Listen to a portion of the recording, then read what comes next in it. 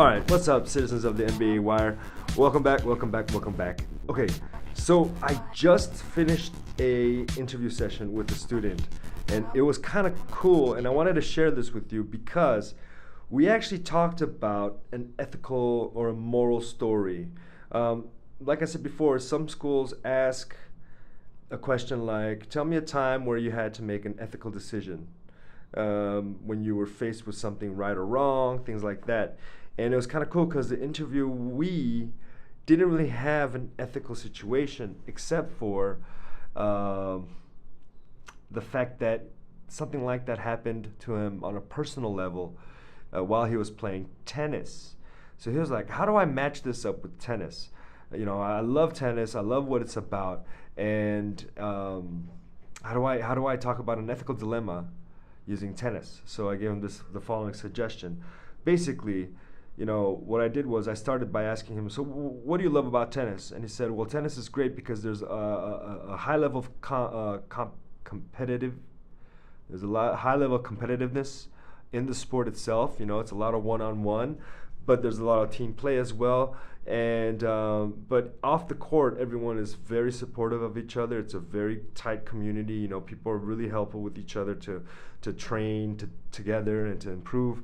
And I asked him this, so what was the ethical dilemma here? And he's like, well, once in a while you'll get a player who tries to cheat, you know, to win a game.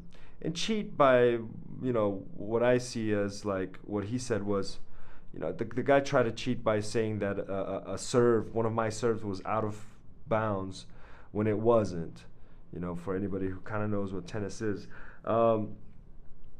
Basically what I said was the following. I mean, that's a great way for you to use as an ethical dilemma, and here's how you should answer it.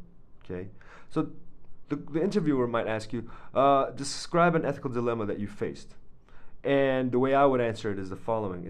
I would say, well, professionally, I'd say I haven't really faced any real ethical dilemmas, mainly because and thanks to my firm stance, especially in tennis, but also in my life. You know, I hold a couple of pillars as my central themes to how I handle business affairs. For example, in tennis, you know, sometimes I might get a competitor who wants to cheat, and when that happens, I do a couple of things. First of all, I allow that player to do his best to cheating, and I will do my best to try to beat him on the court. But once the court is done, once the game is done, I'll pull him aside and be like, hey, look, man, it's kind of not cool. It's really not cool if, you know, for you to kind of cheat like that. And I'm not trying to accuse you or anything, but, you know, there were some plays that were kind of, you know, off and on. And basically what I would do is I would try to explain to him and teach him the culture of tennis, that you know, although we are extremely competitive with each other, we also support each other. And I try to make him a friend. You know, it's much better than calling somebody out and pointing fingers and accusing somebody for cheating and doing something morally incorrect. I'd rather try to teach him, you know, bring him closer and show him, kind of teach him what the sport is all about. This is cool this type of an answer is great for a few reasons, okay? First of all, it shows self-control. Second of all, it shows your ability and your willingness to step up to the plate and you know, take on this challenge. Whether you win or lose, that's not the point. The point is you took on this challenge to beat somebody at their own game.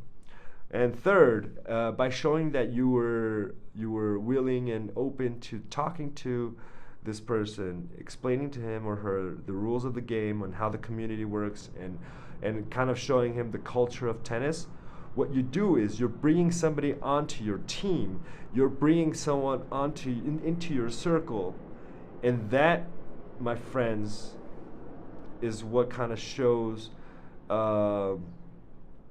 what a real leader is about. You know, the type of leader that a lot of MBAs admire and look for is to be able to show them, you know, look, hey, differences aside, I think we can learn from each other, we can push each other, but the important thing is that we do this together. You know, that we're together in this, not like just shunning somebody or trying to eliminate, you know, cutting somebody out of the community or out of a team, you know, and so that's what they're looking for. Anyway, that's the tidbit for today. Very short, but some cool insights coming up soon. I have another one coming up soon, so stay tuned, citizens of the MBA Wire. Totally love this. Again, glad to be back.